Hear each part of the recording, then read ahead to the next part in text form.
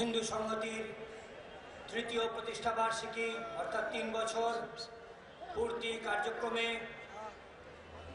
মঞ্চ উপবিষ্ট পূজ্যপাদ স্বামী প্রদীপ্তানন্দজি, পূজ্যপাদ স্বামী তেজসানন্দজি মহারাজ, মঞ্চ উপবিষ্ট অন্যান্য বিশিষ্ট দেশ বিদেশ থেকে আগত নেতৃবৃন্দ, doctor Richard Benkin, Mrs Miriam Jones, আমার পুরনো সহকর্মী ধনঞ্জয় পাঠক, शैलेंद्र जैन, अरविंद मिश्रा, मनीष जी, अमिताभ त्रिपाठी जी, समवेत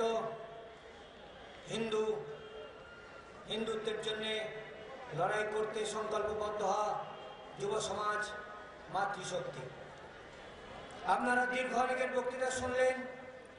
एर आगे श्रद्धानंद पार्केও যে কথা বলেছিলাম তাই আবার রিপিট করছি। রিপিট এই জন্য করছি যে অনেকে নতুন এসেছেন, যারা এর আগে আসেননি এবার এসেছেন, সেজন্য আমি রিপিট করছি যে এই যে মঞ্চ থেকে আমি ইংরেজি এবং হিন্দিতে এতজন বক্তাকে নিয়ে এসেছি, তাদেরকে প্রতিও সুবিচার করতে পারলাম না, তাদেরকে উপযুক্ত সময় দিতে পারলাম না, আপনারাও ইংরেজি হিন্দি ভালো বুঝতে পারলেন না। তা সত্ত্বেও আমি কেন মঞ্চ ভরিয়ে কোথায় দিল্লি, বোম্বে, ইউপি, কোথায় আমেরিকা, অস্ট্রেলিয়া থেকে নেতৃবর্গকে আমি কেন নিয়ে এসেছি? আমি এই জন্য নিয়ে এসেছি দুটি বার্তা দেওয়ার জন্য যে ইসলামিক আগ্রাসনের বিরুদ্ধে সবটা খেয়ে নেব, এই ইসলামিক মানসিকতার বিরুদ্ধে বাংলার গ্রামে গঞ্জে যে লড়াই আমাদেরকে করতে হচ্ছে, এ লড়াইটা আমরা শুধু একা নই, এ লড়াই পৃথিবীর অন্যান্য জায়গাতেও করতে হচ্ছে। ধনঞ্জয় পাঠকজির একটা কথা হয়তো হিন্দিতে আপনারা বুঝতে পারেননি, তাই আমি বাংলাতে বলে দিচ্ছি। 1947 সালে যখন দেশটা ভাগ হলো এবং স্বাধীন হলো, তখন পাকিস্তান ভারতের ডাইনে বাঁয়ে দুটো মিলে পাকিস্তান হয়েছিল। পশ্চিম পাকিস্তান, পূর্ব পাকিস্তান কিন্তু একই দেশ, একই সরকার, একই উম্মা, একই ধর্মদের। যেহেতু মুসলমান জনবসতি ওদিকে পশ্চিম দিকে বেশি, এদিকে পূর্ব দিকে বেশি, তাই পূর্ব পাকিস্তান আর পশ্চিম পাকিস্তান আলাদা করা হয়েছিল। কিন্তু তারা তখন এটা দাবি করেছিল যে আমাদের দেশের দুটো রাজ্য, দুটো অংশ বড্ড দূরে, সেই জন্য মাঝখান দিয়ে আমাদেরকে একটা করিডোর দেওয়া হোক, এই করিডোর দিয়ে আমরা যাতায়াত করব। সবাই শুনে হেসেছিল। করিডোর মানে কি? মানে দিল্লির বুকের উপর দিয়ে ওদেরকে 10-15 কিলোমিটারের একটা চওড়া পট্টি দিয়ে দিতে হবে, সেটা দিয়ে নাকি পাকিস্তানের এপার থেকে ওপারেরা যাতায়াত করবে। তাহলে ভারতের উপরেরটা নিচেটা তো কেটে যাবে, সেদিন এটা অবাস্তব ব্যাপার। তাই তখন সেটা সবাই শুনে হেসে উড়িয়ে দিয়েছিল। কিন্তু আজকে পশ্চিম উত্তরপ্রদেশ, পূর্ব উত্তরপ্রদেশ এবং উত্তর বিহারের যা হাল, আর তার সঙ্গে আমাদের মুর্শিদাবাদ, মালদা, দিনাজপুরের যা হাল, আজকে যেন মনে হচ্ছে যে সেদিনের সেই হেসে উড়িয়ে দেওয়া কেউ মনে নয়, কাউন্টি করেনি, সেরকম করিডোর যেন বাস্তব হতে চলেছে। এবং আন্তর্জাতিক গোয়েন্দা সংস্থাগুলি তারা আজকে এই সম্ভাবনার কথা প্রকাশ করছে যে পশ্চিম পাকিস্তান আর বাংলাদেশ যেন জুড়ে যাবে, একটা একছত্র ইসলামিক ল্যান্ড হয়ে যাবে, এরকম একটা সম্ভাবনার কথা। হিন্দু সংহতির কর্মী বন্ধুরা, হিন্দু সংহতির সমর্থক বন্ধুরা, আমি আপনাদেরকে আহ্বান জানাচ্ছি, এই বড় বড় রাজনৈতিক দল আছে, বড় বড় শিক্ষিত বুদ্ধিজীবী আছেন, তারা আমাদেরকে সত্যটা চিনতে শেখাননি। 1940 সালে যখন লাহোর অধিবেশনে মুসলিম লীগ পাকিস্তান দাবি করেছিল, সবাই হেসে উড়িয়ে দিয়েছিল। আমাদের নেহেরু সাহেব ভালো ইঞ্জিনি জানতেন, তাই ইঞ্জিনিতে উনি বলেছিলেন, the idea of Pakistan is nothing but a fantastic nonsense. আর আমাদের পূর্ববঙ্গের ঢাকা, বরিশাল, চট্টগ্রামের বড় বড় বাবু, বুদ্ধিজীবী, পার্টি করা, তারা বলেছিলেন কি, কান মে বিড়ি, মুহ মে পান, মিয়া করেগা পাকিস্তান। এইগুলো তারা ঠাট্টা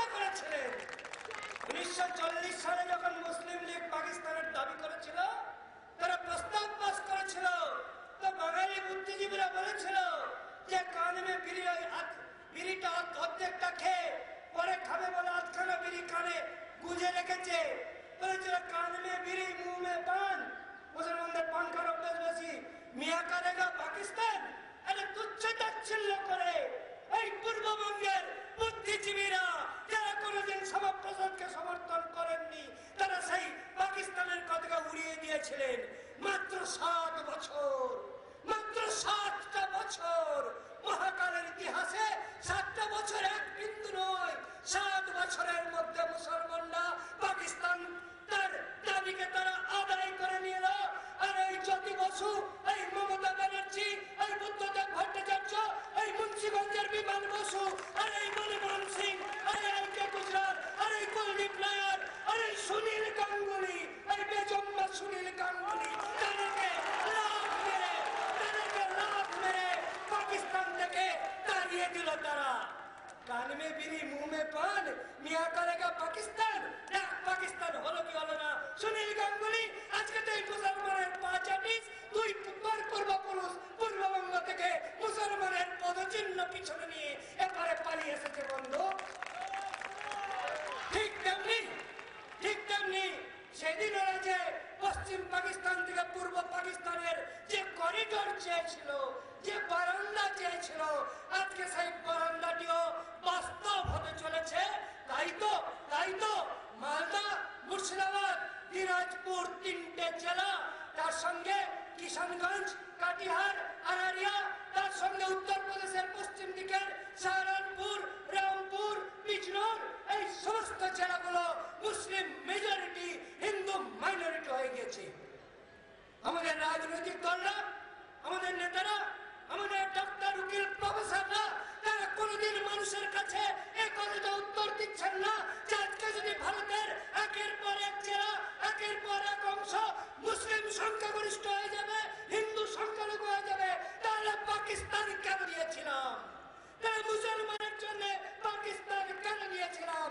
এই ভারতে তারা তাদের দেশটা আলাদা করে নিয়ে যাওয়ার পরেও, আলাদা করে নিয়ে যাওয়ার পরেও ওই ধর্ম নিরপেক্ষতার ভণ্ডামি দিয়ে, ওই আত্মপ্রবঞ্চনা দিয়ে, ওই এক দেশে 2 আইন দিয়ে, ওই পয়দা করে ফয়দা লোটাও এই নীতিতে, ওই মাদ্রাসা মুক্তবের আর মসজিদের শিক্ষা বহিন তোমারা পেট কবি খালি না রাখো, এই ইমামদের এই শিক্ষা দিয়ে, এই শিক্ষা দিয়ে আজকে আমার এই ভারতবর্ষে আবার তারা সংখ্যা গরিষ্ঠতা অর্জন করছে, হিন্দুরা সংখ্যা লঘু হয়ে যাচ্ছে। আসামে তারা 35%, পশ্চিমবঙ্গে 30%, উত্তর বিহারে 25%। এটা কি হচ্ছে? তাহলে আমরা কেন রিফিউজ হবো? পৃথিবীতে মুসলমানের জন্য 57টা দেশ আছে, খ্রিস্টানের জন্য 70টা দেশ আছে, বৌদ্ধদের জন্য 10টা দেশ আছে, ইহুদিদের জন্য 1টা দেশ আছে। আমরা হিন্দুরা কি মানুষ নই? আমাদের জন্য কি একটা দেশও থাকবে না বন্ধু? এই দেশটাকে আমাদের নয়, এই দেশটাকে আমাদের নয়। তাহলে জ্যোতি বসুরা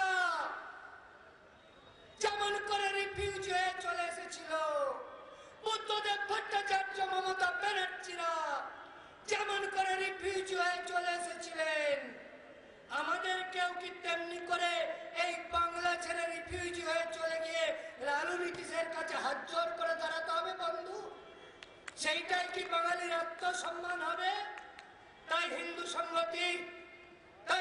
সংহতি কোন ভাষণ দেওয়ার জন্য নয়, গ্রামে গ্রামে হিন্দুর আত্মরক্ষা, হিন্দুর পায়ের নিচের মাটি রক্ষা, হিন্দুর মা বোনের ইজ্জত রক্ষা, হিন্দু মঠ মন্দির রক্ষা, হিন্দুর ধর্মীয় উৎসব রক্ষা, হিন্দু মেয়েদের স্কুল আর মেয়েদের কলেজের গেটের বাইরের জায়গাটার নিরাপত্তা রক্ষা।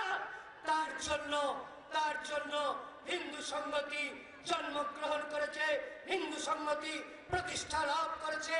মাত্র 3 বছরের মধ্যে আমি আপনাদেরকে আনন্দের সঙ্গে জানাচ্ছি, আমি আপনাদেরকে আনন্দের সঙ্গে ঘোষণা করছি যে বন্ধু, এই 3য় প্রতিষ্ঠা বার্ষিকী পালন করে আগামীকালকেও যদি হিন্দু সংহতি সমাপ্ত হয়ে যায়, শেষ হয়ে যায়, তবু আমার মনে দুঃখ থাকবে না, আমার মনে কষ্ট থাকবে না। দীর্ঘ দীর্ঘদিন হিন্দু সংগঠন করে আমি যা করতে পারিনি, মাত্র 3 বছরের মধ্যে এই পশ্চিমবঙ্গের বুকে কমপক্ষে 50টা জায়গাতে হিন্দুকে আমি লড়াইতে নামাতে পেরেছি, কমপক্ষে 25টা জায়গাতে হিন্দুর মাথা উঁচু করে দিতে পেরেছি। সেই জন্য মনের মধ্যে এই আত্মসন্তুষ্টি নিয়ে, মনের মধ্যে এই শান্তি নিয়ে যেতে পারবো যে হিন্দু মানে শুধু মাথা নিচু করে যাবে না, হিন্দু মানে শুধু মারাউনের বাচ্চা এই গাল শুনবে না, হিন্দু মানে তাদের মা বোনেদেরকে স্কুল কলেজ থেকে পাঠাবো না, ঘরের মধ্যে ঢুকিয়ে রাখবো, এই হবে না। হিন্দুর মাথা উঁচু করে বাঁচবে। আজকে গ্রামে গ্রামে গতকালকেও সাকরাইলের হাওয়া পোতাতে মুসলমানরা আমাদের 30 বছরের পুরনো মন্দির ভেঙেছে বন্ধু। গত পরশুদিনও আমাদের মিরাকা থানার একটি গ্রামে তারা ধর্মীয় উৎসবের উপরে আক্রমণ করেছে। আপনারা চোখ কান খোলা রাখলে দেখতে পাবেন যে পশ্চিমবঙ্গের সরকার, পশ্চিমবঙ্গের পুলিশ এরা হিজড়া হয়ে গিয়েছে, এরা মেরুদণ্ডহীন হয়ে গিয়েছে। একা তসলিমা নাসরিনকে এরা আশ্রয় দিতে পারেনি। ওই ইদ্রিস আলী আজকে যে তৃণমূলের নেতা, ইদ্রিস আলীর নেতৃত্বে যেদিন তসলিমা বিতরণের দাবিতে পাট সার্কাস 4 নম্বর ব্রিজে ইদ্রিস মিয়া তার ছেলেদেরকে নিয়ে তাণ্ডব করেছিল, এই হাত কোটানো বুদ্ধদেব ভট্টাচার্য তার কলকাতা পুলিশকে লালবাজারে ঢুকিয়ে দিয়ে ফোর্ট উইলিয়াম থেকে মনমোহনের কাছে হাতচড় করে ওই আর্মি ডেকে এনেছিল বন্ধু। আর সিপিএম ক্যাডার পরে বরফাট্টাই করো, পরে বীরত্ব দেখাও, 150-200 মুসলমান রাস্তায় নামলে তোমার বুদ্ধবাবুর পিছন হলুদ হয়ে যায় বন্ধু। তখন তারা ওই মনমোহন সিংয়ের কাছে আর তারা আবেদন জানায় আর্মি ডাকার জন্য। অনুরূপ ঘটনা ঘটলো দেগঙ্গাতে, উত্তর 24 পরগনার দেগঙ্গাতে 6, 7, 8 সেপ্টেম্বর 3 দিন ব্যাপী আমাদের কার্তিকপুর বাজারের শনিকালীর মন্দির ভাঙলো হাজী নুরুল ইসলামের নেতৃত্বে। হাজী নুরুল ইসলাম বসিরহাটের তৃণমূলের এমপি, তার নেতৃত্বে আমাদের দেগঙ্গা থানার কার্তিকপুর বাজারের শনিকালী মন্দির ভাঙলো। মখলুকার রহমান নামে একজন মুসলিম ক্রিমিনাল, সে ওই কালী মূর্তিতে প্রস্রাব করে দিল বন্ধু, কালী মূর্তিতে প্রস্রাব করে দিল। বুদ্ধদেব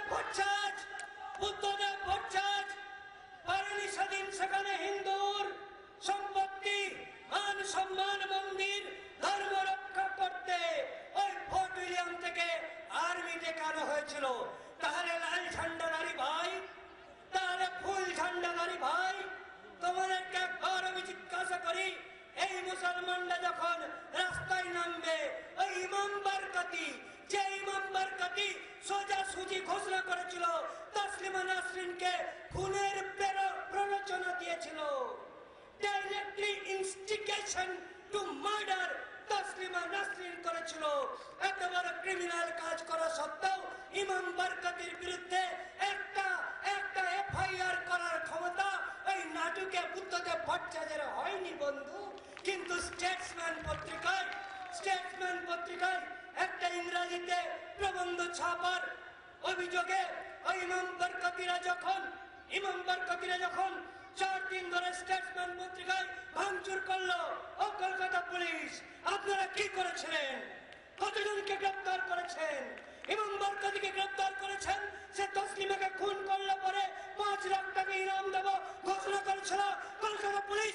হিন্দু কর্মীদেরকে আপনারা বীরত্ব দেখানোর ভান্ডামো করেন, আপনারা আপনাদের বাড়িতে নিজের বউয়ের কাছে বীরত্ব দেখানোর ক্ষমতা আপনাদের নেই। আপনারা ইমাম বারকাতিকে গ্রেফতার করতে পেরেছেন? পারেননি। আপনারা মনমোহন সিং আর সোনিয়া গান্ধীর পায়ে ধরে বলেছেন আপনারা